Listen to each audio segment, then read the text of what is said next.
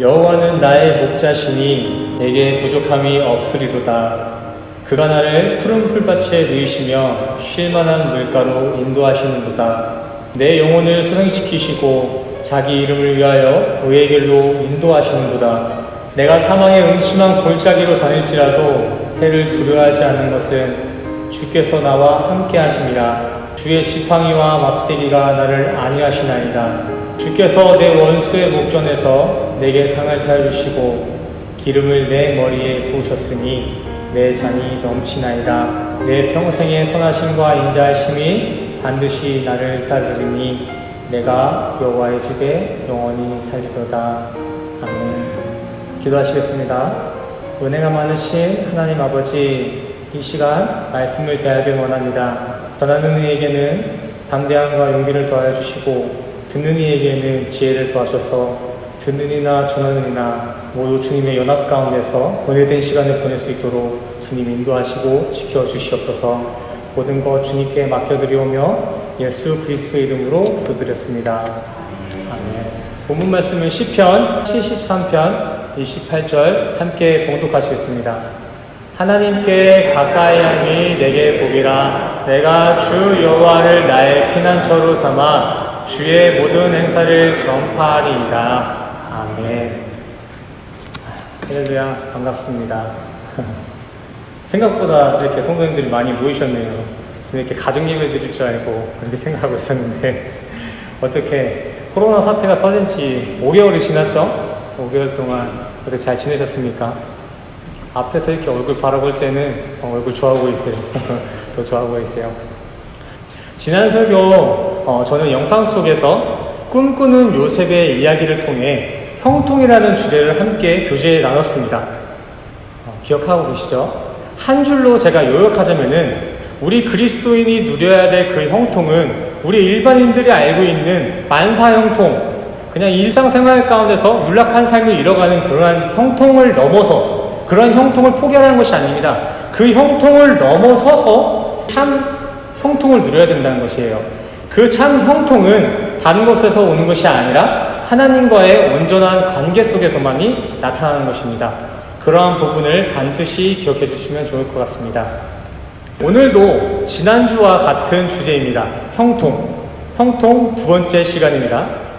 하지만 지난주와 조금 상이한 부분이 있다면 지난주 요셉 이야기를 기억하시겠지만 요셉 이야기, 그 신앙의 여정 가운데서는 실수가 없어요. 그냥 계속 잘해와요. 시작부터 끝까지 하나님과의 관계가 흔들리질 않아요. 세상은 흔들리고 세상이 나를 괴롭혀내도 요셉과 하나님과의 관계, 그 형통 관계는 깨지지 않아요. 하지만 오늘 저희가 함께 나눌 인물의 그 신앙적인 여정은 우리의 현실과 비슷해요. 굴곡선의 여정을 끼치는 그러한 신앙생활을 했던 그러한 인물에 대해서 함께 이야기하겠습니다.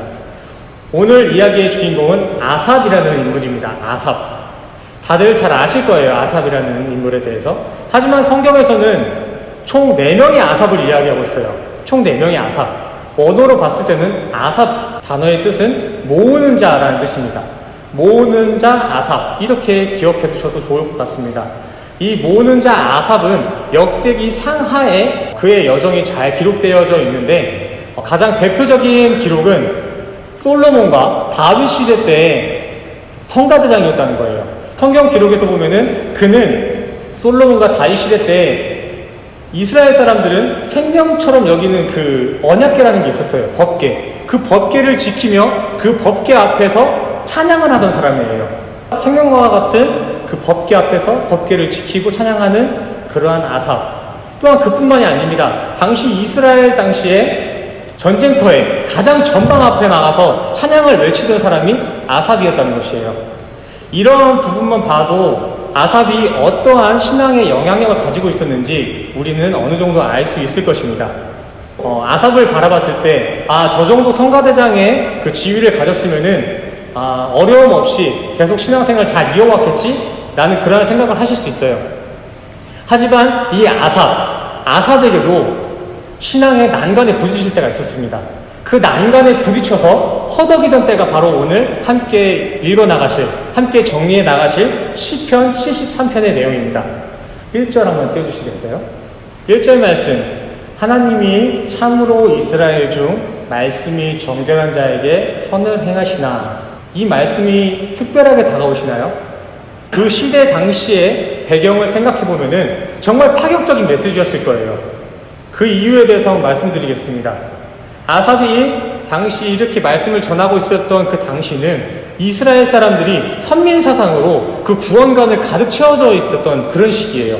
선민사상이 무엇입니까? 그냥 태어나는 것 자체, 이스라엘 사람들은 태어나는 것 자체가 금수저를 물고 태어나는 것랑 똑같은 거예요. 태어나는 것 자체가 구원이에요. 이스라엘 사람이라는 것 자체가 구원이라는 것이죠. 근데 그 가운데서 우리 아삽은 이런 말을 합니다. 이스라엘 그 중에서, 이스라엘 전체가 아니라 그 중에서 마음이 정결한 자에게 선을 행하신다. 이러한 고백을 하는 것이에요. 그렇기 때문에 이스라엘 사람들은 커다란 충격을 받았을 거예요. 아, 그러면 아삽이 이스라엘 그 정통 사람이 아닌 거 아니에요? 이런 생각을 할 수 있어요. 하지만 기록에 보면은 아삽 또한 이스라엘 그 레위 지파 전통 혈통이었습니다. 그 말은 아삽의 그 구원관, 태어나자마자 딱 배우게 된 그 구원관 속에서는 선민사상이라는 게 깊이 뿌리박혀 있었다는 것이죠. 아삽도 지금 이 말을 하기 전, 어떠한 깨달음을 얻기 전까지는 이스라엘 사람은 태어났으니까 그것 자체가 구원이야, 난 문제없어, 이러한 사상을 가지고 있었다는 거예요. 근데 아삽의 입으로, 그 이스라엘 사람, 레위 전통 지파의 사람의 입으로 그런 게 아니야, 정결한 자만이 하나님이 선을 행하실 거야, 선을 행하다, 구원이 있다는 거예요. 이스라엘 사람들 그 선민사상으로는 구원을 받을 수 없어, 이러한 메시지를 던지고 있는 것입니다. 대단하죠?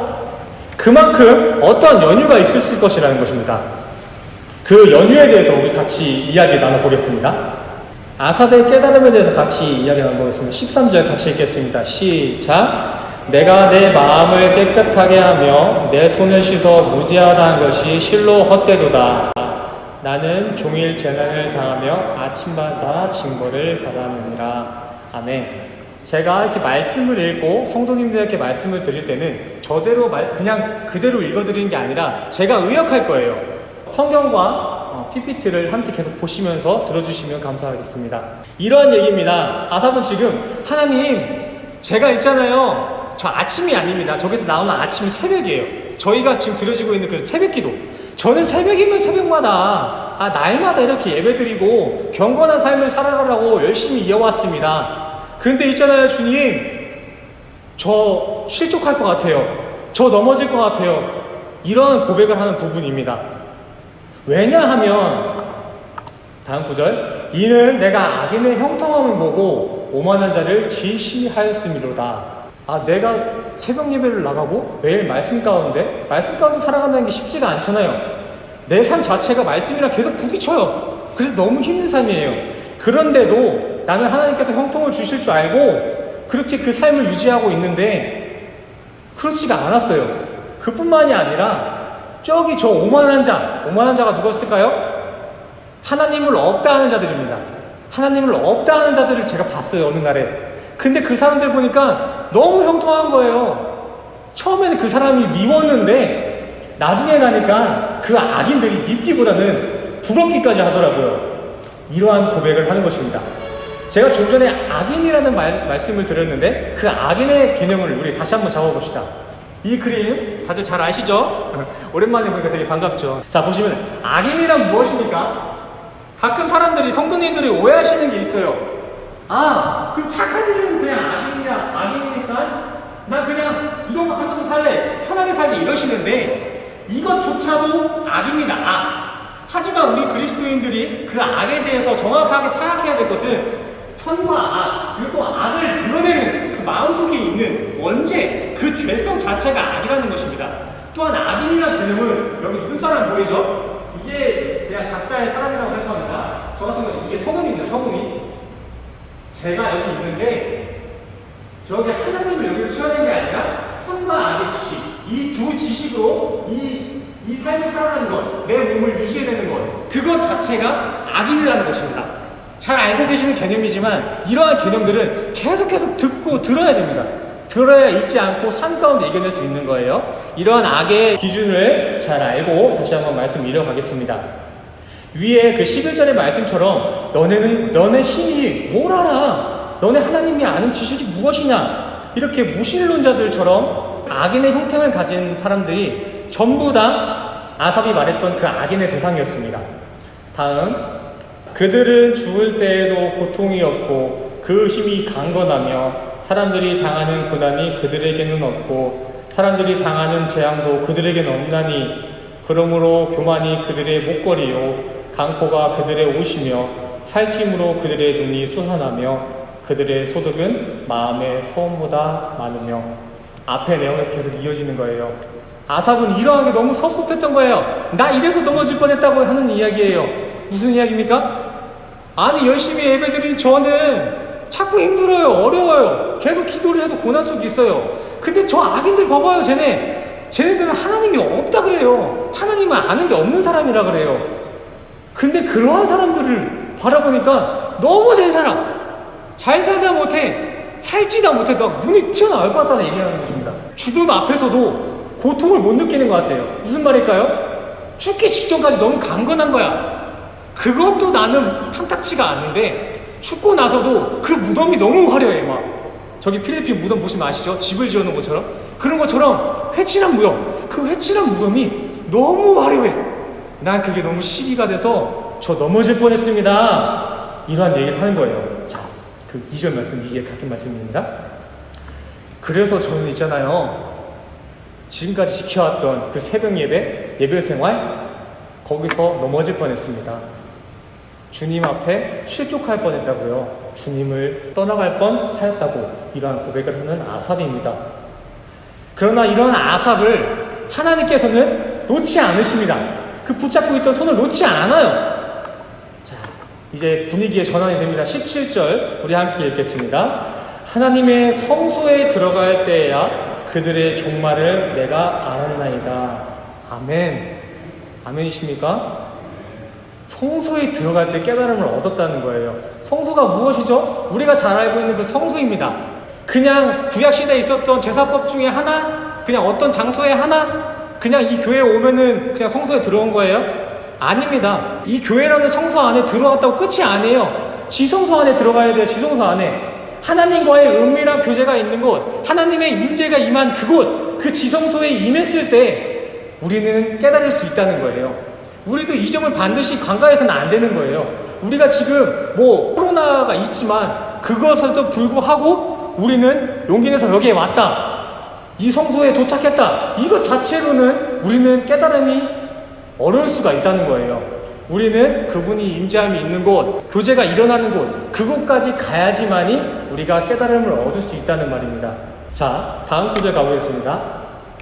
주께서 참으로 그들을 미끄러운 곳에 두시며 파멸에 던지시니 그들이 어찌하여 그리 갑자기 황폐하였는가 놀랄 정도로 그들은 전멸하였나이다. 주여, 사람이 깬 후에는 꿈을 무시함같이 주께서 깨신 후에는 그들의 형상을 멸시하였느니라. 아멘. 성소에 갔다 온 아삽의 이후의 이야기, 그 악인의 형통을 보고 시기하고 부러워했던 그 아삽이 아니라 이제 성소를 지나와서 깨달음을 얻고, 아, 이런 거구나, 그런 시기에 아삽의 고백이라는 것이죠. 뭐라고 나와있죠? 내가 부러워하던 그 사람들의 그 형태를, 마지막 그 최후를 그 성소에서 제가 봤습니다. 깨달았습니다. 그들의 최후는 이렇더라고요. 언제 넘어질지 모르고 그들이 서 있는 곳은 언제 없어질지 몰라. 꿈을 무시함같이 돼요. 저희가 꿈을 꿨어요. 꿈에서 로또에 당첨됐습니다. 꿈에서 멋진 사람을 만났습니다. 그게 현실처럼 이루어지나요? 아니에요. 이와 같이 아쉬움은 있지만 결국에는 꿈과 같이 무시될 거라는 걸 저 깨닫게 되었습니다. 이러한 말을 하는 거예요. 그 성소를 지나 하나님과의 교제 속에 깨달음을 얻은 아삽의 고백이라는 것입니다. 근데 아삽은 깨달은 게 저게 전부가 아니었어요. 우리 같이 읽어볼까요? 내가 이같이 우매무지하니 주의 앞에 짐승이오나 내가 항상 주와 함께하니 주께서 내 오른손을 붙드셨나이다. 아멘. 두 가지 깨달음이 더 있죠. 첫 번째 무엇입니까?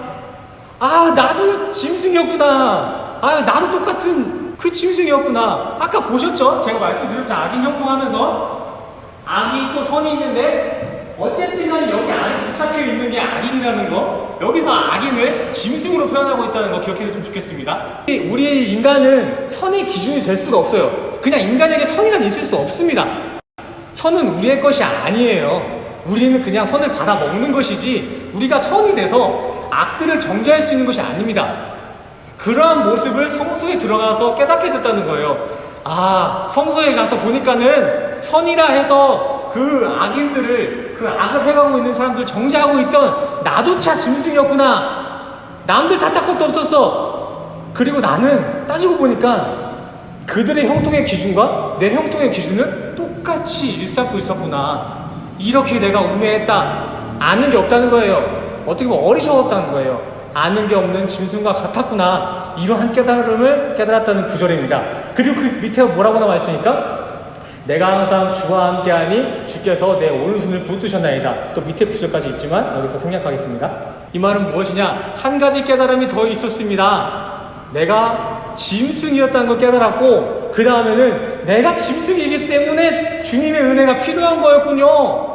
아, 내가 아무리 선에서 발버둥을 쳐도 위로 올라가는 게 아니었군요. 여전히 그 선의 자리에서 짐승의 짓을 하는 거였군요. 주님, 저는 주님의 은혜가 필요합니다. 주님의 손잡음이 필요합니다. 이러한 고백을 하는 내용인 것입니다. 어떻게 이러한 내용들이 가슴으로 다가와지십니까? 저는 설교를 준비하면서 73편을 제 수십 번 읽었던 것 같아요. 그런데도 읽을 때마다 내 안에 가지고 있었던 그 선으로서 악을 행하는 그 사람들 정죄했던 그 내용들, 그 하나하나가 막 다 떠오르는 거예요. 막 어렸을 때부터, 유치원 때부터 막 나는 양치했는데 쟤 양치 안 했다. 근데 양치했다고 표시를 해놨다. 이런 기억이 막 떠오르더라고요. 막 이렇게 정죄를 했던 기억들. 저 나름대로 설교를 준비하는 입장이 있었지만 저도 참 큰 은혜가 있었던 시간이었던 것 같습니다. 그래서 듣는 이나 전하는 이나 참 은혜되는 시간인 것 같아요. 저는 이런 시간이 너무 좋아요. 그래서 얼른 코로나가 회복돼서 이렇게 온전한 예배를 드릴 수 있는 시간이 됐으면 참 좋겠습니다. 이 이야기를 가지고 우리 현실 사회를 한번 둘러보겠습니다. 우리 현실 사회 지금 어떻습니까? 평화롭진 않죠? 아무리 낙관적인 분이셨더라도 지금 평화롭다, 평안하다 하실 분들은 없을 거예요. 그 크리스천의 개념에서 평안 말고 그냥 일반적인 현실의 눈을 가지고 현실을 바라봤을 때 지금 현실이 어떻습니까? 어떻게 보면 어두워요. 너무 힘들어요. 캄캄해요. 나가지도 못해. 이런 것은 좀 두루뭉실하고 좀 디테일하게 얘기하자면은 기독교인들이 지금 현실에서 대우받고 있는 그 현실은 어떠한가요? 그것을 넘어서 적그리스도들, 일루미나티나 프리메이슨, 그것을 넘어서 기독교를 탄압하는 그 공산주의 국가들, 그분들은 어떻게 지금 살고 있어요? 그냥 생각만 하면 울분이 막 터집니다. 막 왜 이럴까요? 우리가 아무리 하늘의 삶을 지향하고 살아간다고 하지만 우리는 이 육을 아직도 입고 있어요. 벗어내지 못했어. 죽고 나서 벗어낸 게 몸인데 이 육을 벗어내지 못했어. 근데 이 몸은 완전해질 수도 없습니다. 영화, 성화 이런 얘기를 하지만 이 삶을 살아가는 이 시간 동안에는 아무리 열심히 해도 벗어낼 수 없습니다. 죄성이 계속 튀어나와요. 꾸준해요. 성실해요. 그렇기 때문에 우리는 하나님의 손을 붙잡을 수밖에 없습니다. 이러한 부족함을 괜히 주신 게 아니에요. 이러한 죄성 때문에 우리는 주님의 은혜를 바라보고 구할 수 있는 것입니다. 신앙인들이 고난을 닥쳤을 때 두 가지 큰 반응들이 일어납니다. 그러니까 두 가지로 나눌 수 있다는 것이죠. 첫 번째, 무엇일까요? 어떠한 고난이나 환난이 내게 다가왔을 때 그 하나님의 말씀으로 뒤집어진 하나님의 옷을 입은 그 하나님의 아들들은 어떠한 반응을 일으킬까요? 그 고난과 역경이 결코 고난과 역경으로 끝나질 않아요. 그 고난과 역경을 배에서 잘 소화시켜서 유익으로 만들어요. 유익으로. 이 유익이 참된 유익임을 알고 살아가는 게 우리 참된 크리스찬입니다. 반대로 이제 하나님의 말씀이 아니라 아까 보셨던 선과 악의 지식으로 그것을 자랑하며 사는 사람들은 어떠한 반응이 일어날까요? 우선 비아냥됩니다. 아니 뭐 강단에 서서 그렇게 얘기하시는 거 이해합니다. 뭐 알겠습니다. 뭐 강단에 서서 이렇게 얘기할 수 있죠. 근데 현실에 나와서 그렇게 어떻게 살아요? 막 이렇게 비아냥대요. 막 놀리고 막 하나님은 없다는 식으로 막 얘기합니다. 그런 사람들은 고난이 닥쳐올 때마다 어떻게 되죠? 넘어집니다. 계속 넘어져. 우리는 고난이 오면은 넘어지지 않고 그걸 소화시켜서 유익입니다 하면서 감사하는데, 말씀이 없는 사람들은 같은 패턴의 그 고난이 다가올 때마다 넘어지는 거야. 아니 뭐 다른 패턴으로, 다른 형식으로 우리의 삶 가운데 고난이 오면은 이렇게 한번 넘어지고 일어서면 되는데, 그런 개념이 아니라 같은 패턴으로 세상에 풍요로우면 재산이 있겠죠? 그 재산을 뺏어가. 그래서 다시 회복돼. 근데 재산을 또 뺏어가셔. 그때 또 다시 넘어집니다. 이러한 패턴이 유지돼도 계속 일어설 수 없어요. 미끄러운 길에 있는 사람과 같다는 것이죠. 일어설 수가 없습니다. 이렇게 하늘과 땅 차이로 믿는 사람과 믿지 않는 사람은 둘로 가려집니다. 바라옵기는 우리 성도님들은 하늘을 지향하시면서 물론 육의 그 제한된 그 육의 인생을 살아가고 계시지만 계속 하늘을 지향하시면서 말씀으로 우리 안을 가득 채워내셨으면 좋겠습니다. 똑같이 고난이 올 수 있고, 아니요, 똑같이 고난이 오기보다는 오히려 고난이 더 오고 저런 그 악인들에게 형통이 더 있을 수 있습니다. 하지만 장차 빛날 날은 우리는 알고 있잖아요. 그날 딱 천국 문에 들어갔을 때 하나님 저 부자입니다 이렇게 해서 들어갈 수 있나요? 못 들어가요. 우리는 이 부분을 분명히 알고 있습니다. 우리가 알고 있는 것은 믿음으로 왔습니다. 주님의 은혜가 주님이 저 보내주신다며요. 이 말 한마디가 천국문을 들어갈 수 있냐 없냐 판가름을 한다는 것, 우리는 충분히 알고 있습니다. 하지만 계속해서 이 세상에 있는 악들과 계속 싸워나가기 때문에 우리는 언제든지 흔들릴 수는 있습니다. 우리 마음 가운데 말씀, 하나님의 말씀, 그 지성소라는 장소로 생각하시지 마시고 나는 내가 지성소가 되겠다, 하나님과 은밀한 교제가 매일매일 일어나는 그러한 삶을 살아야겠다, 그러한 마음을 가지고 하루하루 살아가셔서 항상 고난 속에서 승리를 이뤄가시는 우리 모든 성도님들 되시기를 간절히 소원합니다. 아멘. 기도하시겠습니다. 사랑과 은혜가 충만하신 하나님 아버지, 오늘도 말씀으로 우리와 함께 해주심에 감사를 드립니다. 오늘 함께 나눈 그 아삽의 이야기는 우리의 모습과 너무 비슷한 모습이 많았습니다. 그 아삽이 살았던 그 시대와 우리가 살고 있는 이 현실이 같은 본질이라는 명목 아래 같은 삶을 살고 있다는 것을 우리는 알고 있습니다. 그 말은 주님께서 아삽에게 뿐만이 아니라 우리에게도 던져주신 메시지임을 우리가 기억하고, 오늘 알게 된 그 악인의 형통은 어떻게 끝날 것이고 우리는 어떠한 도움이 필요한지를 반드시 기억하게 하셔서 세상의 힘으로 살아가는 것이 아니라 온전히 주님이 주시는 그 공급 아래 우리가 하루하루 살아갈 수 있는 우리 모두가 될 수 있도록 주님 인도하여 주시옵소서. 감사를 드리며 예수 그리스도의 이름으로 기도드렸습니다.